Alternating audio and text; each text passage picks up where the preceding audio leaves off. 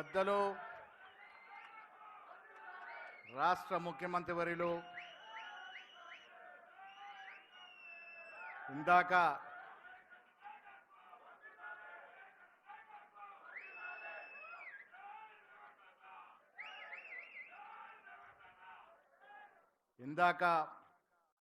ముఖ్యమంత్రి గారు ప్రసంగించిన తీరు, ఆ తీరుతోనే మనం అధికారంలోకి వచ్చామన్నట్టు మాట మీరు గుర్తు చేసుకోవాలి. దమ్ము ధైర్యం, ఆ దమ్ము ధైర్యంతోనే 2023లో అధికారంలోకి వచ్చాం. పెద్దలు ముఖ్యమంత్రి రేవంత్ రెడ్డి గారు, నేను చాలా సందర్భాల్లో దుర్గామాతగా పోలిస్తూ ఉంటాను. మా మేడం దీపాదాస్ మున్షి గారు, ఏఐసిసి కార్యదర్శులు విశ్వనాథ్ గారు, కొత్తగా నియమితులైన కార్యదర్శి విశ్వనాథ్ గారు, గౌరవనీయులు పెద్దలు మాజీ పిసిసి అధ్యక్షులు ఉత్తమ్ కుమార్ రెడ్డి గారు, పెద్దలు గౌరవనీయులు దామోదర్ రాజనరసింహ గారు, కోమటిరెడ్డి వెంకటరెడ్డి గారు, పొన్నం ప్రభాకర్ గారు, పొంగులేటి సుధాకర్ రెడ్డి గారు, పొంగులేటి శ్రీనివాసరెడ్డి గారు, జూపల్లి కృష్ణారావు గారు, సీతక్క గారు, సూర్యకక్క గారు, పెద్దలు గౌరవనీయులు తుమ్మల నాగేశ్వరరావు గారు, సిడబ్ల్యూసి సభ్యులు వంశచంద్రరెడ్డి గారు, పెద్దలు గౌరవనీయులు సిడబ్ల్యూ సభ్యులు కొప్పుల రాజు గారు, చిన్నారెడ్డి గారు, ప్రభుత్వ సలహాదారులు వేం నరేందర్ రెడ్డి గారు, వేణుగోపాల్ గారు, పెద్దలు గౌరవనీయులు మాజీ పిసిసి అధ్యక్షులు కేశవరావు గారు, అదేవిధంగా గీతారెడ్డి గారు, షబీర్ అలీ గారు, రుద్రాజు గారు, సుదర్శన్ రెడ్డి గారు, మా పెద్ద నాయకులు, నాకు అర్థమైంది ఆయన గౌరవంగా పెద్దగా లాస్ట్లో చెప్పాలని, పెద్దలు గవర్నర్ వి హనుమంతరావు గారు, వేదిక పైనటువంటి అజరుద్దీన్ గారు, చిన్నారెడ్డి గారు, ఇప్పటిదాకా మాట్లాడిపోయినటువంటి బట్టి విక్రమార్క గారు, గౌరవ కౌన్సిల్ సిఎల్పి నాయకులు జీవన్ రెడ్డి గారు, ఎమ్మెల్యేలు, ఎమ్మెల్సీలు, ఎంపీలు, ముఖ్యంగా డిసిసి అధ్యక్షులు, మానుబంధ సంఘాలు యూత్ కాంగ్రెస్ శివసేనారెడ్డి గారు, ఎన్ఎస్ఏ వెంకట్ గారు, మహిళా కాంగ్రెస్ సునీత గారు, సేవాదల్ జితేందర్ గారు, పిసిసి కార్యవర్గ సభ్యులు నా మిత్రులు సుఖ్మిందర్ సంధు గారు, ఏఎస్సి కార్యదర్శి మహేష్ గారు, వేదిక పైన ఎవరినైనా మర్చిపోతే బలరాం నాయక్ గారు, ఇంకెవరన్నా మర్చిపోతే కూడా క్షమించాలి. వేదిక పైన పెద్దలందరికీ, వేదిక మీద కింద ఉన్నటువంటి కార్యకర్తలందరికీ కూడా నమస్కారాలు. ఆ కార్యకర్త అనే పదానికి ఇవాళ నా నియామకం ద్వారా ఈ రాష్ట్ర చరిత్రలో ఒక గుర్తింపుగా ఉండిపోయే విధంగా ఆ పేరు వచ్చింది. గాంధీ భవన్ అంటే మాకు దేవాలయంతో సమానం. అందులో మా కార్యకర్తలందరూ మాకు దేవుళ్ళు, సోనియా గాంధీ గారు మాకు దేవత. దేశంలో రాష్ట్రంలో నుండి నేడు కాంగ్రెస్ పార్టీ ఈ స్థాయి ఉంది అంటే మీ కష్టం, మీ శ్రమ, మీ త్యాగం. ఆనాడు రేవంత్ రెడ్డి గారు ముఖ్యమంత్రి అయిన తర్వాత ప్రజల్లో ఉత్సాహం రావటానికి కూడా కారణం ఏంటంటే 10 ఏళ్ళుగా మనం కష్టపడ్డ తీరు, కేసీఆర్ మనం ఇబ్బంది పెట్టిన తీరు, రేవంత్ రెడ్డి గారు ప్రజల్లో తిరుగుతూ ఉంటే ఈ అవకాశం ఈసారి వస్తుంది, ఇంకొద్ది కష్టపడదాం అన్నటువంటి ఆశతో మీరు కష్టపడ్డారు. కాబట్టే ఆనాడు సీనియర్ నాయకులు ఉన్నటువంటి సిఎల్పి నాయకులు బట్టి విక్రమార్క గారు, నాకు మార్గదర్శకులైనటువంటి ఉత్తమ్ కుమార్ రెడ్డి గారు, పెద్దలు విహెచ్ గారు, షబీర్ అలీ గారు, చాలామంది సీనియర్లు ఈసారి విభేదాలు పక్కన పెట్టి మనం అధికారంలోకి రావాలంటే అందరం కూడా కలిసికట్టుగా పనిచేయాలన్న తపనతో ముందుకెళ్ళినట్టు సందర్భం. కొన్ని కష్టాలు వచ్చాయి. నా నానాడు వర్కింగ్ ప్రెసిడెంట్ అయిన తర్వాత ఆనాడు ప్రధాన కార్యదర్శిగా ఉన్నటువంటి మా మిత్రులు మాణిక్ ఠాగూర్ గారు, రేవంత్ రెడ్డి గారు, బోసరాజు గారు ఆర్గనైజేషన్ ఇన్ఛార్జిగా బాధ్యతలు ఇచ్చినారు. కాబట్టే ఇవాళ మీకు నేను దగ్గర కాగలిగినారు. నేను గతంలో ఉత్తమ్ కుమార్ రెడ్డి దగ్గర కూడా ఆర్గనైజేషన్లో పనిచేసినారు, తర్వాత రేవంత్ రెడ్డి గారి దగ్గర పనిచేసినారు. ఇద్దరు విభిన్నంగా కార్యాచరణ చేసేటువంటి అవకాశం. ఉత్తమ్ కుమార్ రెడ్డి గారు ఎంత జాగ్రత్త అంటే రాత్రి వేళ 12, 1 గంట 2 గంటల దాకా పనిచేసేవారు. ఒక మెసేజ్ కార్యకర్తకు పంపాలి అంటే దాంట్లో స్పెల్లింగ్ మిస్ ఉందని ఒకటికి 4 సార్లు తెప్పించుకొని చూస్తే తప్ప అది ముందుకు పోయేది కాదు. అదొక అలవాటు. అదే రేవంత్ రెడ్డి గారు ఏ సమాచారం పంపినా మీరున్నారన్నా మీరు చేయండి, నేను ప్రజలతో బయట చూసుకుంటాను, గాంధీ భవన్ మీరు చూసుకోండి. ఒక విభిన్నమైనటువంటి వ్యవహార శైలి. ఇద్దరు కూడా నాకు ప్రోత్సాహం ఇచ్చినటువంటి వ్యక్తులు. ఇలా రేవంత్ రెడ్డి గారు పిసిసి అధ్యక్షుడు అయిన తర్వాత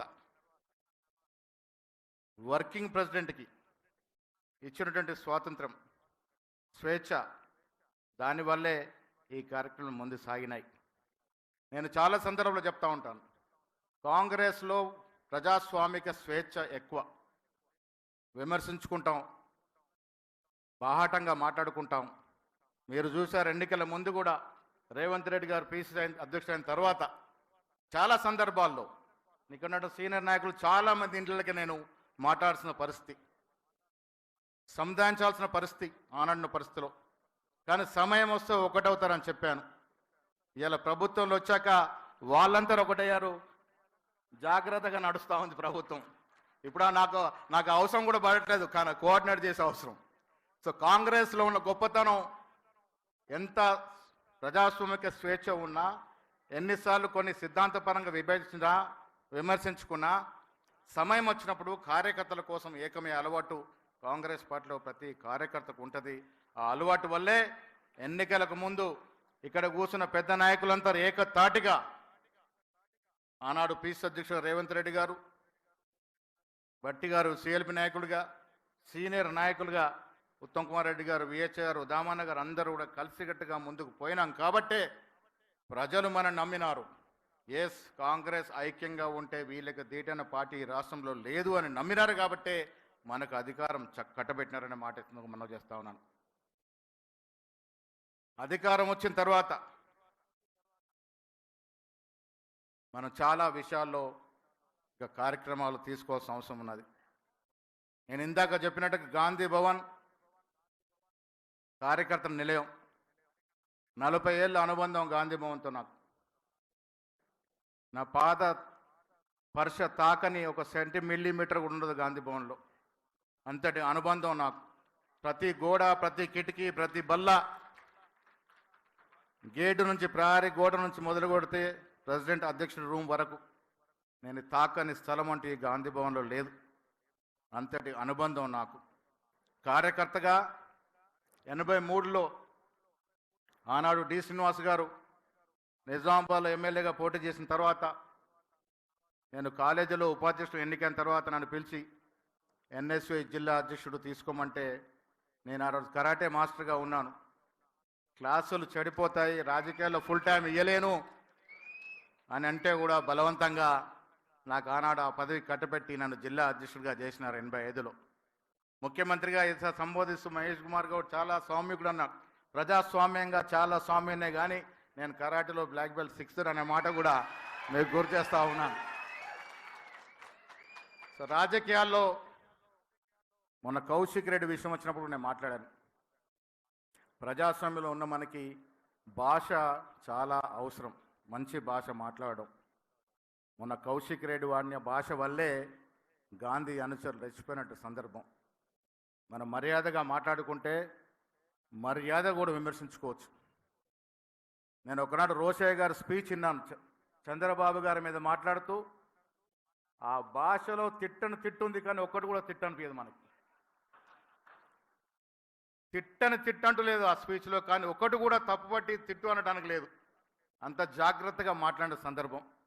రాజకీయాల్లో వైరు వర్గాలు ఉంటాయి, ఎన్నికలప్పుడు పోటాపోటీలు ఉంటాయి, కానీ మన రాజసీమ కాదు. ఎన్నికలైన తర్వాత సౌహృద వాతావరణంలో మాట్లాడుకునే పరిస్థితి తెలంగాణలో, ఈ తెలంగాణ గడ్డలో, ఈ రక్తంలో ఉంది. భాష అనేది 2014 తర్వాత, ముఖ్యంగా కేసీఆర్ గారు ముఖ్యమైన తర్వాత చెడిపోయింది. నిజంగా కూడా ప్రజలు దానికే అలవాటు పడ్డారు. పిసిసి అధ్యక్షుడిగా రేవంత్ రెడ్డి ఉన్నప్పుడు మనం కొంత సౌమ్యంగా ఉంటే బాగుంటుందేమన్నప్పుడు, లేదన్నా దెబ్బకు దెబ్బ మాట్లాడాలంటే అదే భాష మాట్లాడాలి, అన్నటువంటి మాట రేవంత్ రెడ్డి గారు ఆ భాష ఎంచుకున్నారు కాబట్టే ఇవాళ ధీటుగా జవాబు చెప్పగలిగినాం, మనం అధికారంలోకి రాగలిగినాం. కేసీఆర్ గారికి సోనియా గాంధీ గారు అవకాశం ఇచ్చినారు. తెలంగాణ సోనియా గాంధీ గారు లేకుండా తెలంగాణ వచ్చేదే కాదు, కేసీఆర్ గారు ముఖ్యమంత్రి అయ్యేదే కాదు. కాంగ్రెస్ పార్టీలో ఉన్నటువంటి మహత్వం ఆనాడు తెలంగాణ ప్రజల యొక్క ఆకాంక్షలు గుర్తించి సోనియా గాంధీ గారు తెలంగాణ ఇచ్చినారు. ఇవాళ కార్యకర్తగా నేను 40 ఏళ్ల జీవితంలో ఎన్నో అడుగుదొడుగులు, ఎన్నేళ్ళకి సోనియా గాంధీ గారు, మల్లికార్జున్ ఖర్గే గారు, రాహుల్ గాంధీ గారు, ప్రియాంక గాంధీ గారు, కేసీ వేణుగోపాల్ గారు నన్ను అధ్యక్షుడు చేసినారంటే కార్యకర్త. భగవద్గీతలో శ్రీకృష్ణుడు ఒక మాట అంటాడు, నీ పని నువ్వు అంతర్గత శుద్ధితో చేసుకుంటూ ఉండు, ఫలితం దానంతట అదే నీ చెంతకు చేరుతుంది అని. నిజంగా కూడా నేను ఎప్పుడు పీసీ అధ్యక్షుడు అవుతానో అనుకోలేదు. రేవంత్ రెడ్డి గారు పదే పదే అంటూ ఉంటారు, జాగ్రత్తగా చేయన్న, నా తర్వాత పార్టీని నడపాల్సి వస్తుందని. నేను ఊరికే అంటా ఉన్నారులే అనుకునేవాడిని. కానీ నా స్థాయికి పీసీసీ అధ్యక్షుడు అవుతానని ఏనాడు కూడా ఊహించలేదు. శామ్ పిట్రోడా గారు మొన్న అమెరికా నుంచి ఫోన్ చేసినారు, నన్ను అభినందిస్తూ రాహుల్ గాంధీ గారితో ఆయనకు సాన్నిధ్యం ఒక గంట సేపు మాట్లాడుకుంటున్నప్పుడు పీసీసీ విషయంలో you have taken a right decision, you appointed A young energetic hard working guy. Petrodaji, I didn't understand when whole of Congress party in Telangana suggested that name. I was wondering who is this man ani. Finally when I called him and met him, I have seen him, oh he is the man who's been working at all levels ani. But oka మాట అన్నాడట, he is having a long big profile. NSU జిల్లా అధ్యక్షుడు 85లో working president, ఇప్పుడు 40 ఏళ్ళ సుదీర్ఘ రాజకీయ చరిత్రన్నప్పుడు where was he for all this years? He was not in the main frame. అసలు ఇన్ని సంవత్సరాలు ఎక్కడున్నాడు, మెయిన్ ఫ్రేమ్లో ఎందుకు లేడు అని. అదొక చరిత్ర. నేను ఎందుకు మెయిన్ ఫ్రేమ్ రాలేకపోయాను, ఎందుకు నా రాజకీయం తప్పుదారి పట్టించబడింది అన్నది ఒక పెద్ద చరిత్ర. కానీ కాంగ్రెస్ పార్టీలో గొప్పతనం శ్రీకృష్ణ మాతుడు భగవద్గీతలో చెప్పినట్టుగా మనం చేసుకుంటూ పోతే ఏదో ఒక రోజు తలుపు మనం తడుతుంది. చేసే పనిలో కూడా చిత్తశుద్ధి ఉండాలి, చేసే పనిలో క్వాలిటీ ఉండాలి, చేసే పని ఓపికతో చేయాలి. అందుకే ఆనాడు ఉత్తమ్ కుమార్ రెడ్డి అయినా ఇవాళ రేవంత్ రెడ్డి గారైనా మనస్ఫూర్తిగా మనకు నమ్మి అవకాశం ఇచ్చారు. రాజకీయాల్లో గుర్తుపెట్టుకోండి, ఎవరు ఒప్పుకున్న ఒక్కొక్కపైన మనం ఎంత పనిమంతలమైనా, ఎంత పని చేద్దాం అనుకున్నా చేసే అవకాశం ఇచ్చేవాడు కూడా ఉండాలి. ఆ అవకాశం వస్తేనే మనం మన యొక్క పనితనాన్ని నిరూపించుకునే అవకాశం దొరుకుద్ది. అలా ఉత్తమ్ కుమార్ రెడ్డి ఆనాడు కానీ ఇవాళ రేవంత్ రెడ్డి గారు కానీ మనస్ఫూర్తిగా అవకాశం ఇచ్చినారు కాబట్టే, ఆ వెసులుబాటు ఇచ్చినారు కాబట్టే మనం మన పని చక్కగా చేసుకుంటూ పోగలిగినాం, మీ అందరికి కూడా దగ్గర కాగలిగినాం. ఎన్ఎస్యుఐలో నేనాడు ఇవాళ సుధాకర్ రెడ్డి గారు, మా పొంగులేడి గారి కజిన్, రాష్ట్ర అధ్యక్షుడిగా ఉన్నారు. మా సుదర్శన్ రెడ్డి గారికి బాగా తెలుసు, నిజామాబాద్లో డి శ్రీనివాస్ గారు ఆనాడు సీనియర్ నాయకులు. ఎన్ఎస్యు అధ్యక్షుడు అయిన తర్వాత రాష్ట్ర అధ్యక్షుడి విషయంలో కూడా తర్జన భర్జన తర్వాత ఆనాడు రాజీవ్ గాంధీ గారు 1990లో నన్ను పిలిచి, ఆనాడు డిపి రాయ్ గారు, మా తాయర్ గారికి బాగా తెలుసు, వెస్ట్ బెంగాల్లో డిపి రాయ్ గారు సెక్రటరీగా ఉన్నారు. ఈయన ఒక పెద్ద ఫ్యామిలీకి వెళ్ళి వచ్చాడు, కష్టపడతాడు, చదువుకున్నాడు అని అంటే రాజీవ్ గాంధీ గారు కూడా ఆ రోజు ఒక 20 నిమిషాలు ఇంటర్వ్యూ చేసి మనీష్ తివారీ గారు, రమేష్ చెంతల గారు వచ్చి చెప్తే అప్పుడు నన్ను ఎన్ఎస్యూ స్టేట్ ప్రెసిడెంట్గా చేయడం జరిగింది. చాలా ఏళ్ళు ఎన్ఎస్యూగా ఉండే అవకాశం వచ్చిన తర్వాత యువజన కాంగ్రెస్లో, పీసీసీలో పార్టీ నాకు చాలా అవకాశాలు ఇచ్చింది, అంతే అనుమానం లేదు. 94లో నా వయసు 27 సంవత్సరాలు. ఎమ్మెల్యేకు పోటీ చేసే అవకాశం పివి నరసింహారావు గారు పిలిచి ఇచ్చినారు. ఆనాడు పార్టీని కాపాడిన 4 ఎంపీల్లో గంగారెడ్డి గారు ఒకరు. ఆయన కొడుకు సీట్ అడిగితే కూడా పక్కన పెట్టి నన్ను పిలిచి విజయభాస్కర్తో మాల్చి 94లో ఒక అసెంబ్లీ సీట్ ఇచ్చినారు. నిజంగా కూడా ఆనాడు నాకు డిచ్పల్లి నియోజకవర్గంలో ఎల్లలు కూడా తెలియదు, బౌండరీలు కూడా తెలియదు. అలాంటి అవకాశం అంత చిన్న వయసులో వచ్చింది. మళ్ళీ 14లో వస్తే ఓసీ పుణ్యం అంటూ పోయింది. 2013లో కిరణ్ కుమార్ రెడ్డి గారు వేర్ హౌసింగ్ కార్పొరేషన్ చైర్మన్గా అవకాశం ఇచ్చినారు. 14 తర్వాత పీసీలో పనిచేసుకుంటూ వచ్చినాం. రాజకీయాల్లో అనేది ఒక సామెత ఉంది. మా పొన్నం ప్రభాకర్ గారు బాగా చెప్తారు. అది 99% కష్టపడే అలవాటు తెలిసి పనితీరున్నా 1% అదృష్టం అనేది తాతివ్వాలి. అది ఇచ్చినప్పుడే ఏదైనా వస్తుంది, లేకుంటే నోటి దాకా వచ్చిపోతుంది. ఎమ్మెల్సీ విషయంలో మీరు చూశారు, నాకు రాదని అనుకున్నాను. మా దుర్గామాత ఇక్కడ కూర్చున్నారు, దీపాదాస్ మున్షి గారు. ఆనాడు రాత్రి రేవంత్ రెడ్డి గారితో మాట్లాడి, రేవంత్ రెడ్డి గారు ముందు నుంచి నాకేం అభ్యంతరం లేదు, 3వ పేరు అక్కడి నుంచి వచ్చింది కాబట్టి మీరు నిర్ణయం తీసుకోండి, మహేష్ విషయంలో నాకెలాంటి ఇది లేదని. పొద్దున్నే ఉత్తమ్ కుమార్ రెడ్డి గారు, పొన్నం ప్రభాకర్ గారు, వీళ్ళంతా కూడా దీపాదాస్ మున్షి గారితో మాట్లాడడం. సో రాజకీయాల్లో నేను ఎందుకు చెప్తాను అంటే, నోటి దాకా వచ్చి పోయిన సందర్భాలు కూడా చాలా ఉంటాయి. కానీ ఎప్పుడు కూడా చలించలే, వెనక్కి పోలే. నేను వర్కింగ్ ప్రెసిడెంట్ ఆర్గనైజేషన్ రోజున నేను ఎప్పుడు కూడా అధ్యక్షుడు అనుకోలే. ఒక చిన్న ఉదాహరణ చెప్తాను. నేను 88లో సుధాకర్ రెడ్డి గారు రాష్ట్ర అధ్యక్షుడినప్పుడు నేను స్టేట్ జనరల్ సెక్రటరీ. గాంధీ భవన్కి అప్పుడప్పుడే వస్తూ ఉన్నాం, కొత్తగా మెట్లెక్కుతూ ఉన్నాం. ఆ వరండాలో నడుస్తూ ఉంటే ఆనాడు చెన్నారెడ్డి గారు పీస్ ప్రెసిడెంట్, మండల్ వెంకటకృష్ణారావు 65 ఏళ్ళు, ఆయన ఒక ప్రధాన కార్యదర్శి. సింగం బస్పునే గారు 70 ఏళ్ళు, ఆయన ఒక ప్రధాన కార్యదర్శి. కోట పున్నయ్య గారు ఎక్స్ఎంపీ, ఆయన ఒక 65-70 ఏళ్ళు. ప్రకాష్ రెడ్డి గారిని ఒక రూమ్లో, ఇప్పుడు పిఎస్సి మా షబీర్ అలీ గారు కూర్చునే రూమ్లో కూర్చునేవారు. నల్లటి గడ్డంతో యంగ్ మ్యాన్, అప్పుడు ఆయన 30, 32, 33 ఏళ్ళు ఉంటాయి. సో కుమార్ రావు గారు లాంటి అడిగాం, ఏంది ఇంత చిన్న వయసులో ప్రధాన కార్యదర్శి కలిగినారు, ఏ విధంగా సాధ్యమైందని. ఆయన విజయభాస్కర్ రెడ్డి గారు మనిషి, ఆయన ఒకటే పేరు చెప్తాడు ఎప్పుడు చెప్పిన పీసీసీలో, అందుకే ఆయన ప్రధాన కార్యదర్శి పదవి ఇచ్చారని. నేను మా జిల్లా నాయకులతో అన్నాను, ఏదో ఒక రోజు అదృష్టం ఉంటే మనం కూడా రాష్ట్రానికి ప్రధాన కార్యదర్శి కావాలి, ఈ సీట్లో కూర్చోవాలి అని దేవుడి సాక్షికి చెప్తా ఉన్నాను. ఆనాడు మా మిత్రులతో అన్నాను, ప్రకాష్ రెడ్డి లాగా ఏదో ఒక రోజు ప్రధాన కార్యదర్శి పదవి రావాలి, పీసీసీకి ఈ సీట్లో కూర్చోవాలనుకున్నాను. దేవుడు దయదలిచి మీ అందరి దయవాలి ఇలా రాష్ట్ర అధ్యక్షుడిగా కాగలిగినాను. మళ్ళీ చెప్తా ఉన్నాను, కాంగ్రెస్ పార్టీ ఎంత గొప్పదంటే, ఒక కార్యకర్తకి న్యాయం జరగాలంటే అందులో వెనుకబడ్డ తరగతిలో ఒక మారుమూల గ్రామం రహత్ నగర్ అని, బేచిరా గ్రామం అంటారు మాది. ఆ గ్రామంలో మా ఇంట్లో తప్ప చుట్టుపక్కల 4-5 గ్రామాల్లో ఛాయ్ దొరికేది కాదు. ఆవులు బర్రెలు మా ఇంట్లో ఉండే, అక్కడే ఎవరైనా వస్తే ఛాయ్ దొరికేది. ఇప్పుడు సివి ఆనంద్ కమిషనర్ గారు father mother forest range officer Damodar Reddy గారు, ఫారెస్ట్ వాళ్ళు వచ్చినా పోలీసు వాళ్ళు వచ్చినా ఛాయ్ మాయదు. అటువంటి కుగ్రామంలో పుట్టిన మాకు మా నాన్నగారు స్వర్గీయ గంగాధర్ గౌడ్ గారు చదువు మీద, ఆయనకి చదువు మీద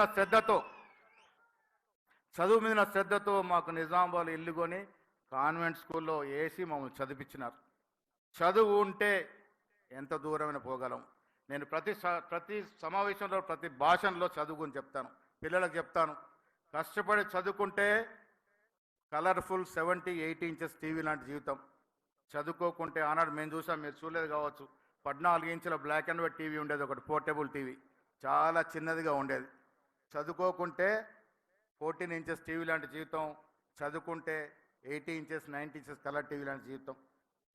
ఆనాడు మమ్మల్ని నిజామాబాద్ తీసుకొచ్చి చదివించినారు కాబట్టి ఇంత దూరం మేము రాగలిగిన మాట కూడా మీ ద్వారా ఆ మాట చెప్తాను. ఎందుకు చెప్తాను అంటే, ఇవాళ ముఖ్యమంత్రి గారు దూరదృష్టితో చదువు, వైద్యం, క్రీడలు, నిజంగా మిమ్మల్ని నేను అభినందిస్తూ ఉన్నాను. ఈ 3 పట్ల మీకున్నటువంటి ప్రేమ.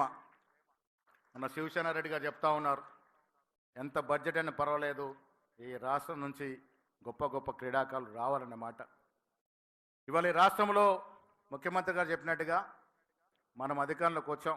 మళ్ళీ చెప్తా ఉన్నాను, మీ అందరి ఫలితం వల్ల అధికారంలోకి వచ్చాం. చక్కటి కార్యక్రమాలు ఇస్తూ ఉన్నాం. చాలా విషయాలు ముఖ్యమంత్రి గారు, డిప్యూటీ ముఖ్యమంత్రి చెప్పినారు. కొన్ని విషయాలు నేను చెప్తాను. ఎన్ని చక్కటి కార్యక్రమాలు ఇస్తూ ఉన్నామంటే, కేసీఆర్ గారు, సోనియా గాంధీ గారు ఇచ్చిన తెలంగాణని వారి కుటుంబం యొక్క అవసరాలకి వాడుకున్నాడు, దాంట్లో ఏం అనుమానం లేదు. అది నీళ్ల పేరిట జరిగిన దోపిడీ కానీ, భూముల పేరిట జరిగిన దోపిడీ కానీ, ఇతరత్ర పేరిట జరిగిన దోపిడీ అంతా కూడా ధనిక రాష్ట్రంగా పుట్టిన తెలంగాణ సొత్తుని కేసీఆర్ కుటుంబం, కొంతమంది వారి తాబేదారులు దోచుకున్న సందర్భం. అందుకే ప్రజలు విసిగి వేశారన్న సమయంలో మనకు అవకాశం ఇచ్చినారు. ఇవాళ రుణమాఫీ అని వారు 4-5 తరఫాలో 16-17 కోట్లు ఇస్తే మనం వచ్చిన సందర్భంలో 9 నెలల్లో ముఖ్యమంత్రి గారు వారి క్యాబినెట్ 18,000 కోట్ల పైకి రుణమాఫీ చేయగలిగినాం. ఉచిత కరెంటు కానీ, రైతు బంధు కానీ చెప్పుకుంటే చాలా కార్యక్రమాలు, సంక్షేమ కార్యక్రమాలు ప్రజలకు ఇస్తూ ఉన్నాం. అభివృద్ధి కార్యక్రమాలు జరుగుతూ ఉన్నాయి. అయినా ప్రజలు ఆలోచిస్తున్న తరుణంలో ప్రతిపక్షాల వాళ్ళు మన బద్నాం చేసిన తరుణంలో నా కర్తవ్యం పిసిసి అధ్యక్షుడిగా మీ అందరికీ ఈ దశ దిశ నేను ఇస్తా ఉన్నాను.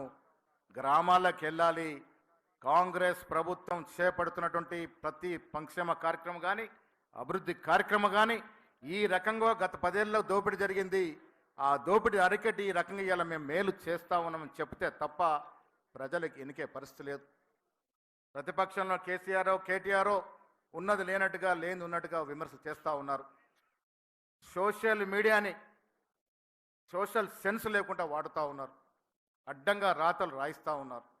దీన్ని ఎదుర్కోవాల్సింది ఎవరు అన్నప్పుడు కార్యకర్తలే, మీరే. కార్యకర్తల విషయంలో ఇందాక మంచి మాట చెప్పినారు ముఖ్యమంత్రి గారు. ఆయన ముఖ్యమంత్రి అయిన తర్వాత మేము రోజు కారులో పోతా ఉన్నాం. ప్రజలు ఎదుర్కొంటా చూస్తూ ఉంటే ఒక మాట అన్నాడు, ముందు పైలట్లు, సైరన్లు, ఎస్కట్తో మనం పోతా ఉన్నామన్నా, కానీ వారు కదా మనం గెలిపించింది, వారికి కదా పదవులు రావాల్సింది అనే ఒక దృక్పథంతో అందుకే కార్పొరేట్ చేయడం తక్షణమే మన ప్రభుత్వంలోకి వచ్చిన తక్షణమే కార్పొరేట్ చేయడం వల్ల వేయడం జరిగింది. ఇవాళ సర్పంచ్ కానీ, ఎంపీటీసీ కానీ, జెడ్పీటీసీ కానీ, ఎంపీపీ కానీ, జిల్లా పరిషత్తులు కానీ ఇవన్నీ కూడా సకాలంలో ఎన్నికలు జరగాలి. కానీ ఇవాళ రాహుల్ గాంధీ గారి నినాదం కుల గణన చేయాలంటే నినాదం. వారి నినాదంతోనే శ్రీధర్ బాబు గారికి స్వాగతం. అందరు మంత్రులున్నా అసలు మంత్రి అయ్యగారు లేకుంటే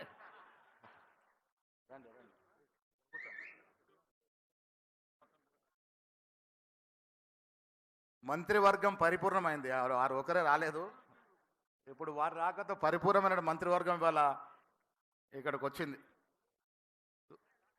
ఇవాళ ప్రభుత్వం ఇస్తున్నటువంటి కార్యక్రమాలు ప్రజలకు చేరువేయడంలో మనం ముందుండాలి. నేను పిసిసి అధ్యక్షుడిగా ఏ భేషజాలు లేవు నాకు. టీవీలో అడిగారు, ఏంది మీరు ఒక పవర్ సెంటర్ అని. నేను పవరు ఉండదు, సెంటరు ఉండదు. కాంగ్రెస్ పార్టీలో పవర్ సెంటర్ ఒకరే, రాహుల్ గాంధీ గారు. రేవంత్ రెడ్డి గారు ముఖ్యమంత్రి, వయసులో మాకన్నా చిన్నవాడైనా పెద్దన్న పాత్రలో ఉన్నాడు. మేమంతా కూడా అన్నదమ్ముల్లాగా ప్రజలకు ఏత ఆశలు ఆకాంక్షలతో ఏత నమ్మకంతో మాకు ప్రభుత్వాన్ని ఇచ్చినారో ఇంచెత్తు అపనమ్మకం కానీ దాని వమ్ము కానీ చేయకుండా ముందుకు పోవడమే ధర్మం. దాంట్లో మా పదవులనో వివిధ పొజిషన్లనో ఏది ఉండదు. నేను మీకు చెప్తా ఉన్నాను, పిసిసి అధ్యక్షుడైనా మీలాంటి కార్యకర్తగానే మిగిలిపోతాను. నిరంతరం మీ సేవలో ఉంటాను. పిసిసి అధ్యక్ష పదవి అనే ఆషామాషి కాదు. ఈ గౌరవం దక్కడం అనేది నా జీవితం ధన్యమైంది. కార్యకర్తగానే ఉంటాను, మీ లోపనే ఉంటాను, మీతోనే ఉంటాను. ప్రభుత్వం చక్కగా నడుస్తూ ఉంది, మంచి కార్యక్రమాలు ఇస్తూ ఉన్నారు. వాటిని ప్రజలకు తీసుకెళ్లడంలో ప్రభుత్వానికి మీకు మధ్యగా వారధిగా ఉంటాను. మీరు ఇచ్చే సలహాలు, సూచనలు, మీ సమాలోచనలు, మీ మదిలో ఉన్న ప్రతి విషయం నాకు వచ్చి చెప్పొచ్చు. గాంధీ భవన్లో హైదరాబాద్లో ఉంటే డెఫినెట్గా 6-7 గంటలు ఉంటాను. నాకు 20 ఏళ్ళుగా అలవాటు. ప్రధాన కార్యదర్శిగా నేను పొన్నాల లక్ష్మి గారి టైంలో ఉన్నప్పుడు కూడా నాకు అంత పెద్ద బాధ్యత లేకున్నా రోజు పొద్దున 11 o'clock గాంధీ భవన్ వచ్చి 2 ఇరానీ ఛాయలు తాగుతేనే గాంధీ భవన్ తృప్తి. అలాంటి అలవాటు నాకుంది. సో అందుకే చెప్తా ఉన్నాను, గాంధీ భవన్ మన దేవాలయం, మీరందరూ కూడా దాంట్లో దేవతతో సమానం. మనమందరం కూడా కలిసికట్టుగా ముందుకు పోవాలి. ముఖ్యమంత్రి గారు ప్రభుత్వం నడపాలి. వారికి ఉండే సమయం ప్రభుత్వం నడపడానికి సరిపోదు. మనం వారిచ్చే కార్యక్రమాలు కానీ ప్రభుత్వ పరంగా తీసుకునే కార్యక్రమాలు కానీ ప్రజల వద్దకు తీసుకెళ్ళడం మన వంతు కర్తవ్యం, ముందుకు తీసుకెళ్లాల్సిన అవసరం ఉన్నదన్న మాట కూడా ఈ సందర్భంగా నేను మనవి చేస్తా ఉన్నాను. 2-3 విషయాలు ముఖ్యమంత్రి గారి నోటీస్ తీసుకురావాలి. తెలంగాణ అనేది state of rocks and lakes. ముఖ్యమంత్రి గారికి ఆలోచన ఎవరిచ్చారో తెలియదు, కానీ హైడ్రా అనేది ఒక చరిత్రాత్మక నిర్ణయం. నేను భోపాల్ వెళ్తూ ఉంటాను. మా ఆవిడతో కూడా 2-3 సార్లు అక్కడ మిత్రులు ఉంటే రాజ్ కుమార్ పటేల్ అని అక్కడ మినిస్టర్గా చేసినారు. 6 నెలల క్రితం కూడా వాళ్ళ ఇంటో పెళ్ళింటూ పోయాం. చాలా గొప్పగా చెప్తారు, Bhopal is the city of lakes అని. Actually Hyderabad is the city of rocks and lakes. ఇంత గొప్ప రాక్స్ ఉన్న నగరము, ఇంత సంఖ్యలో ఉన్న చెరువులు కుంట్ల నగరం ఇంకెక్కడ లేదు.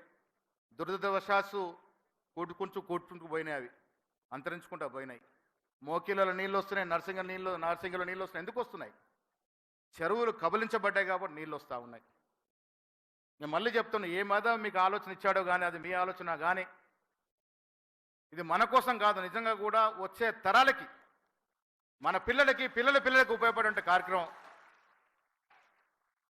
ఈ 10 ఏళ్ళు, అంతకుముందు కూడా మన ప్రభుత్వంలో కొన్ని తప్పిదాలు జరిగి ఉండొచ్చు, కానీ ఈ 10 ఏళ్ళు మాత్రం యథేచ్ఛగా ఎమ్మెల్యేలు, ఎమ్మెల్సీలు, ఎంపీలు, మంత్రులు చెరువులు కుంటలు యథేచ్ఛగా కబలించేశారు. ఇలా బాధేస్తుంది, వాళ్ళకి అందరికన్నా ఎక్కువ బాధేస్తూ ఉంది. యథాస్థితికి చెరువులు తీసుకొస్తే వాళ్ళు భయపెట్టి పెట్టుబడులు రావని. అరే బాబు, యథాస్థితికి చెరువులు కుంటలు తీసుకొచ్చి రాక్స్ వేరు కనబడితే ప్రపంచంలోనే మేటి నగరంగా మారేటువంటి అవకాశం హైదరాబాద్కు ఉంది. ఆ దశగా మీరు ప్రయత్నం చేస్తూ ఉన్నారు, ముందుకు పోవాల్సిందిగా నేను విజ్ఞప్తి చేస్తూ ఉన్నాను. ఏ ఆటంకాలు వచ్చినా హైడ్రాని ఆపకూడదు. మీరు హైడ్రా హైదరాబాద్కే పరిమితం కాకూడదు. మిమ్మల్ని మార్గదర్శకంగా చూసుకొని సుదర్శన్ రెడ్డి గారు, మేము నిజామాబాద్లో ఒక 8-9 చోట్ల ప్రాపర్టీలు గవర్నమెంట్ పరం చేశాం. కొన్ని చోట్ల బాధ ఏంటంటే బీదవాళ్ళు తెలియక కొన్న వాళ్ళు ఉన్నారు, వారిని రిహాబిలిట్ చేయాల్సిన అవసరం కూడా, బాధ్యత కూడా మన మీద ఉందనే మాట ముఖ్యమంత్రి గారు చెప్తా ఉన్నాను. దళారులు, బడా వ్యాపారస్తులు యథేచ్ఛగా అమ్ముకున్నారు, కానీ కొన్ని తెలియక కొన్న బీదస్తులకు ఇలా నష్టం జరుగుతూ ఉంది. బీదల ప్రభుత్వం అంది కాబట్టి వారిని రిహాబిలిట్ చేస్తే హైడ్రా 100% సక్సెస్ఫుల్ ప్రాజెక్ట్ అనే మాట కూడా మీ దృష్టికి తెస్తూ ఉన్నాను. అదేవిధంగా మీరు పీసీ అధ్యక్షుడు ఉన్నప్పుడు, అంతకుముందు ఉత్తమ్ కుమార్ రెడ్డి ఉన్నప్పుడు బోయినపల్లిలో ఉన్నటువంటి మనకి 10 ఎకరాల స్థలం ఇలా మనకు రావడంలో ముఖ్యమంత్రి గారి కృషి ఎంతో ఉంది. మన శామ్ పెట్రోడా గారు కూడా అదే మాట మాట్లాడినారు, రాహుల్ గాంధీ గారు అదే మాట్లాడినారట. దాన్ని రాజీవ్ గాంధీ ఐడియాలజీ సెంటర్ చేయడానికి మీరు ముఖ్యమంత్రిగా, నేను పీసీ అధ్యక్షుడిగా మన హయాంలో అది గొప్ప స్ట్రక్చర్గా నిలబడాలని నా కోరిక అనే మాట కూడా నేను సొంతగా మనవి చేస్తూ ఉన్నాను. రీజనల్ పార్టీస్ వల్ల యథేచ్ఛగా నగరాల్లో, జిల్లాల్లో ఆఫీసులు కట్టుకున్నారు. ఈ దేశ చరిత్రలో కమ్యూనిస్ట్ పార్టీలకు ఉన్నటువంటి ఆస్తులు ఏ ఇతర పార్టీలకు లేవు. కమ్యూనిస్టు పార్టీలకు ఉన్నటువంటి ఆస్తులు జాగ్రత్తగా, నిస్వార్థంగా వాళ్ళు పార్టీల కోసం కూడబెట్టిన ఆస్తులు. ఇలా ప్రతి జిల్లా హెడ్ క్వార్టర్లో ముఖ్యమంత్రి గారు, ప్రతి జిల్లా హెడ్ క్వార్టర్లో మన కాంగ్రెస్ ఆఫీస్ ఉండాలి. దయచేసి మీరు కలెక్టర్కి ఇన్ఫార్మ్ చేయండి. ఏదైతే గతంలో విచ్చలవిడిగా టీఆర్ఎస్ దోచుకుందో ఆ మార్గాన మనకు అవసరం లేదు. మార్కెట్ రేటుకు ఏదైతే పార్టీలకు, రాజకీయ పార్టీలకు ఏదైతే రేటుతో ఇస్తారో ఆ రేట్ ప్రకారం మనకు కూడా ఇస్తే ప్రతి జిల్లాలో మన హయాంలో జిల్లా కాంగ్రెస్ కమిటీ కార్యాలయం రావాలన్నదే నా ఆకాంక్ష. ఆ కోరిక నెరవేర్చే విధంగా మీరు సహకారం చేయాల్సిందిగా కూడా ముఖ్యమంత్రి గారిని నేను కోరుతా ఉన్నాను. అదేవిధంగా చాలా సందర్భాల్లో చెప్తా ఉండే, ఇప్పుడు గాంధీ భవనం దేవాలయం, ఇక్కడ మంత్రివర్గులందరూ కూడా మంత్రులను విజ్ఞప్తి చేస్తూ ఉన్నాను. గాంధీ భవన్ ఉంటేనే మన ప్రభుత్వం, మన అధికారం. పార్టీయే ప్రమాణికం, పార్టీ లేనిదే అధికారం లేదు. పార్టీయే మిన్న, పార్టీ తర్వాతనే అధికారం, మన పదవులు. గాంధీ భవన్కు విధిగా ప్రతి వారం 2 మంత్రులు రావాల్సిందిగా నేను విజ్ఞప్తి చేస్తూ ఉన్నాను. రోస్టర్ పద్ధతిలో మీకు సమయం ఇస్తాం. వెనస్డే ఒకరు, ఫ్రైడే ఒకరు.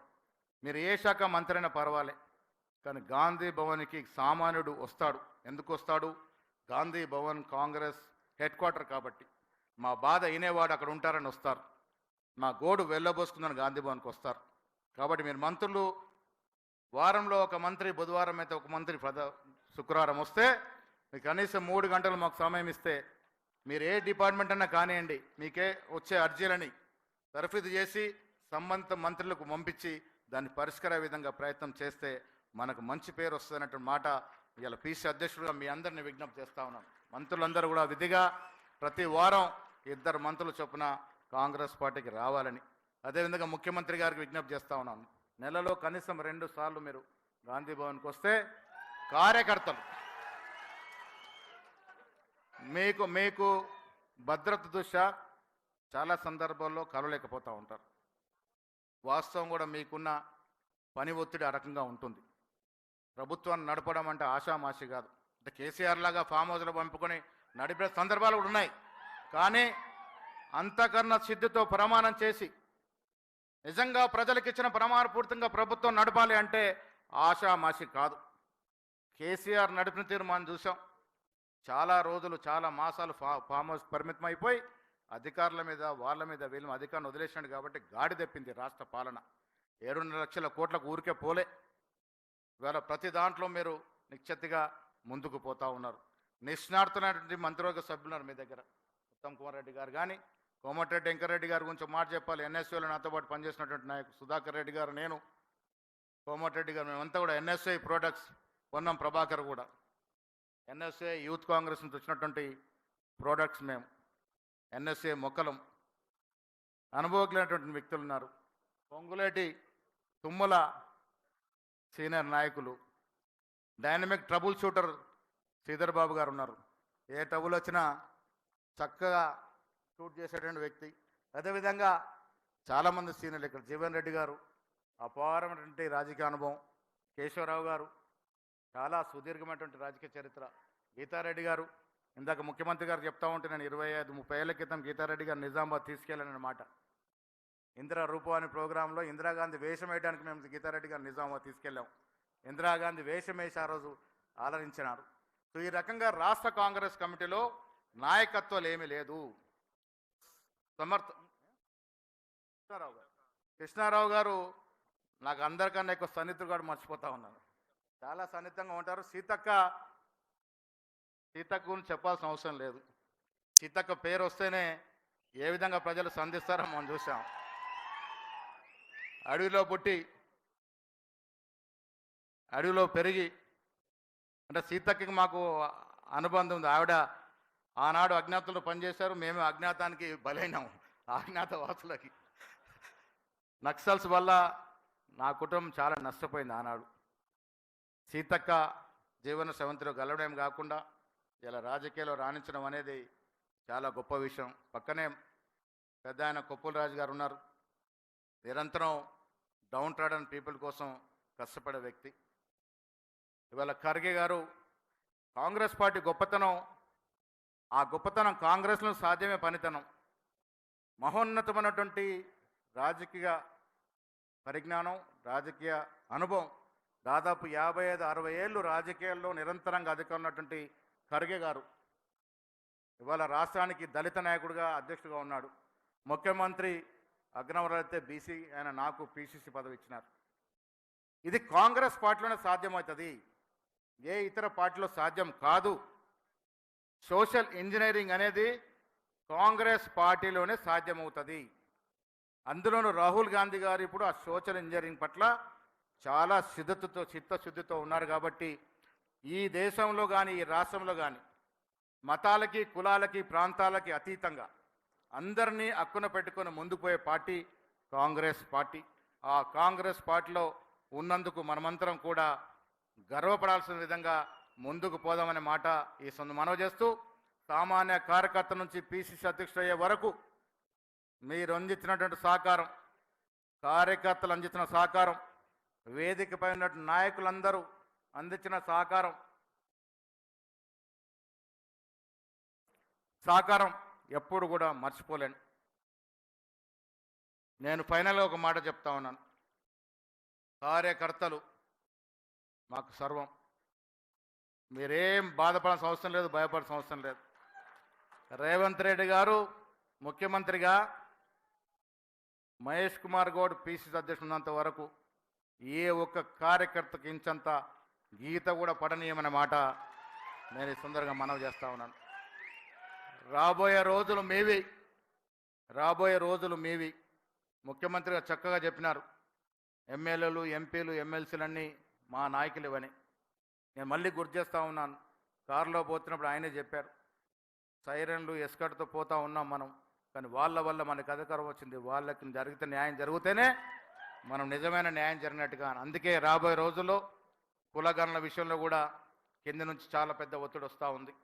ప్రభాకర్ గారు నేను చాలా మీటింగ్లో పోయినాం, వాళ్ళు ఏదో చెప్తా ఉంటే మీరు చెప్పేది ఏందయ్యా, రాహుల్ గాంధీ గారు ధైర్యంగా ఈ దేశంలో బీసీల గురించి కులగణన జరగాలని ధైర్యంగా గలమెత్తింది అంటే అది మన అదృష్టం, బీసీల యొక్క అదృష్టం. దాంతోపాటు రేవంత్ రెడ్డి గారు స్వయంగా కులగణన జరగాలంటున్నప్పుడు ఇంకా దానికి ఇంకేం అభ్యంతరాలు ఉంటాయి, ఆటంకాలు ఉంటాయి మాట చెప్తా ఉన్నాను. డెఫినెట్గా ఈ రాష్ట్రంలో ఉన్నటువంటి ఎస్సీ, ఎస్టీ, బీసీ, మైనార్టీ వర్గాలకి కాంగ్రెస్ పార్టీ ఎల్లప్పుడూ కూడా అండగా ఉంటుంది. మీ బాగోగుల్లో, మీ కష్టగాల్లో కాంగ్రెస్ పార్టీ పాలు పంచుకుంటుంది. ప్రతి కార్యకర్త ఇక నుంచి ధైర్యంగా మీ కార్యక్రమాలు చేయాల్సిందిగా నేను విజ్ఞప్తి చేస్తూ ఉన్నాను. నేను మంత్రులకి మరొక సూచన చేస్తూ ఉన్నాను, ఎప్పుడు జిల్లాలకైనా దయచేసి మీరు జిల్లా కాంగ్రెస్ కమిటీ ఆఫీసుల్ని విధిగా సందర్శించాల్సిందిగా నేను మనవి చేస్తూ ఉన్నాను.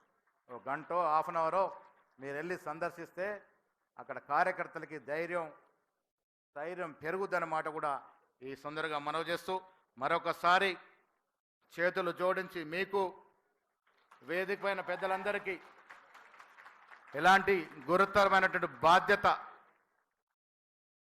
ఇది పదవి కన్నా ఎక్కువ బాధ్యత. నేను ఖర్గే గారిని కలిసినప్పుడు ఒక మాట అన్నాడు, हमको बोला गया बहुत लोग आके मिल रहे हैं आपसे, खुशी की बात है, लेकिन आपका రెస్పాన్సిబిలిటీ बहुत बढ़ता देख लो అనే మాట. సో కార్యకర్తలు మీ అండున్నంత వరకు కాంగ్రెస్ పార్టీకి డోకా లేదు, కాంగ్రెస్ పార్టీలో మేమున్నంత వరకు మీ భవిష్యత్తుకి డోకా లేదన్నమాట ఈ సందర్భంగా మనవి చేస్తూ, మీ అందరికి కూడా మరొకసారి మనస్ఫూర్తి అభినందనలు, ధన్యవాదములు తెలియజేస్తూ సెలవు తీసుకుంటా ఉన్నాను. జై హింద్, జై కాంగ్రెస్. ఇప్పుడు ఓటాక్ థ్యాంక్స్.